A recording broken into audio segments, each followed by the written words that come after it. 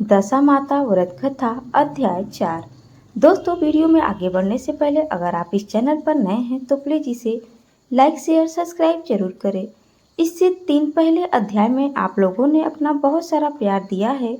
हमें उम्मीद है कि आप लोग इस वीडियो को अपना बहुत सारा प्यार देंगे। तो आइए फ्रेंड्स, वीडियो को शुरू करते हैं। एक साहूकार था। उसके परिवार में 5 पुत्र, उनकी बहुएं तथा एक पुत्री थी। पुत्री का विवाह हो चुका था, परंतु उसका गौना नहीं हुआ था। इस कारण वह भी अपने माता पिता के घर में रह रही थी।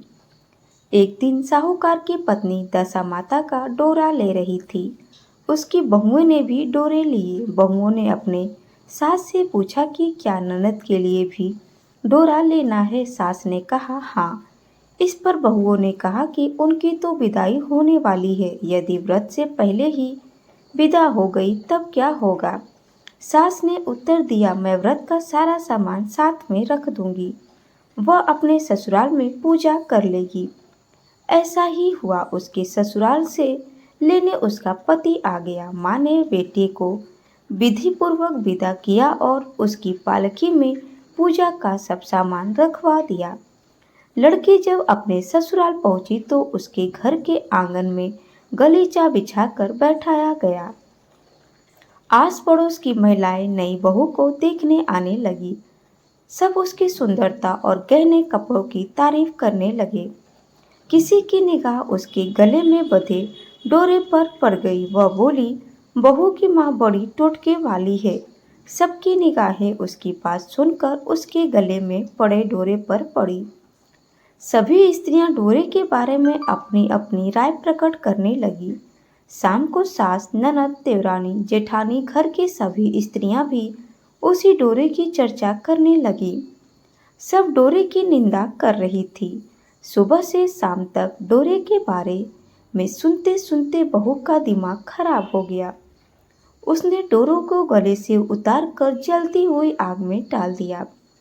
डोरे के जलते ही सारे घर में आग लग गई। घर में रखा सब धन धान जल गया। सब आदमी अपने प्राण बचाकर घर से बाहर भागे। अब घर में केवल नई बहू और उसका पति रह गया। बाकी सब भाग गए थे।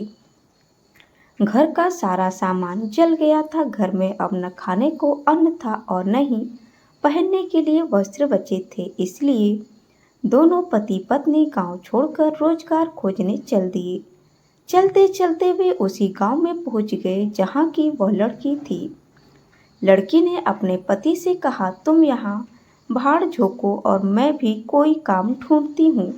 पत्नी का कहना मानकर वह भाड़ झोंकने लगा और वह स्वयं एक कुएं पर जाकर बैठ गई। उस कुएं पर सारे गांव की स्त्रियां पानी भरने आया करती थी। उस लड़की की भाभियां उस कुएं पर पानी भरने आई, परंतु उन्होंने अपनी ननद को नहीं पहचाना। वे उससे बोलती, तुम तो किसी भले घर की लड़की मालूम होती हो, कुछ काम करना चाहती हो तो बोलो। लड़की बोली, काम तो करूंगी, परंतु कोई नीच काम नहीं करूंगी। बड़ी भाभी बोली, हमारी ननद ससुराल चली गई हैं। तुम हमारे बच्चों की देखभाल करती रहना और हमारे घर से सीधा लेकर अपना भोजन बना लिया करना। लड़की इस काम के लिए राजी हो गई। लड़की की भाभियां अपने घर आई और सास से बोली, कुएं पर एक अनाथ लड़की बैठी है, वह हमारे घर रहने और बच्चों की देखभाल करने को राजी है। आप कहें तो हम उसे रख ले। सास ने कहा, खुशी से रख लो, परंतु आपस में कलह मत करना। सब बहुएं राजी हो गई। वे वापस कुएं पर आई और उसे घर ले आई। वह अपने भतीजे और भतीजियों की देखभाल करने लगी और अपना जीवन निर्वाह करने लगी। एक दिन दशा माता का डोरा लेने का अवसर आया। सास के कहने पर सब बहुओं ने डोरा लिया। बहुओं ने सास से पूछा कि क्या इस लड़की के लिए भी डोरा लेना है। सास ने कहा हाँ। बहुओं ने कहा, इसी प्रकार आपने ननद जी के लिए भी डोरा लिया था, परंतु पूजा से पहले ही उनकी विदाई हो गई। अब इस लड़की को डोरा दिलाना चाहती हो, यदि यह पूजा से पहले चली गई तो क्या होगा। सास बोली, तुम्हारी ननद ने अपने घर जाकर पूजा की होगी। यह लड़की पूजा होने तक इसी घर में रहेगी, तो अपने आप पूजा में शामिल हो जाएगी और यदि कहीं चली गई तो वह वहीं पर ही पूजा कर लेगी। सर्वसम्मति से लड़की ने भी दशा माता का डोरा ले लिया। 9 दिन तक वह दशा माता की कहानी तथा व्रत में शामिल होती रही। 10वें दिन लड़की की माता व बहुओं ने सर में स्नान किया और घर में चौका लगाया तथा पूजन की सामग्री तैयार करने लगी। लड़की बहुओं से बोली, यदि कोई पुराना कपड़ा मिल जाए तो मैं भी स्नान कर लूं। बहुओं ने अपनी सास से पूछकर अपनी ननद की साड़ी उस लड़की को दे दी। अपनी पुरानी साड़ी लेकर वह स्नान करने गई। उसने सर से स्नान करके साड़ी पहनी और घर आ गई। घर पर पूजा आरंभ हो गई। वह जैसे ही पूजा के पास आकर बैठी तो बहुओं ने कहा, यह तो हमारी ननद जैसी लग रही है। इस पर सास ने नाराज होकर कहा, तुम्हारे मन में जो आता है बोलती रहती हो। पूजा के समय भी चुपचाप नहीं बैठा जाता है। चुप रहो, मुझे कथा कह लेने दो। तुम्हारी बातों से कथा में विघ्न पड़ता है।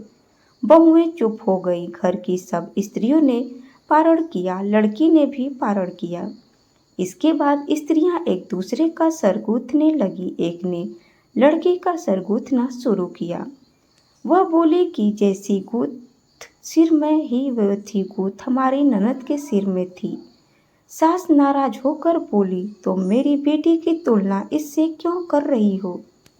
सास ने बहू को डांट दिया, परंतु अपनी बात मन में घर कर गई।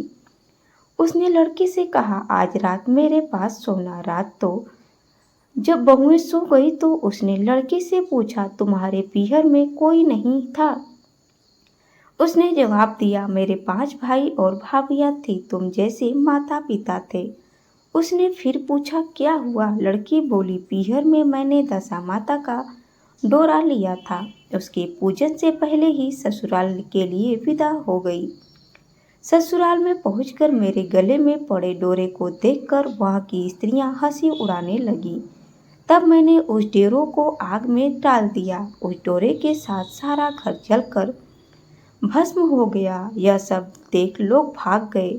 हम दोनों भागकर इस गांव में आ गए। उसकी माँ ने पूछा कि तुम्हारा पति कहाँ है। लड़की ने कहा, वह बड़भुजे के यहाँ भाड़ झोंकता है। दशा माता के प्रकोप से हमारी ये हालत हो गई है।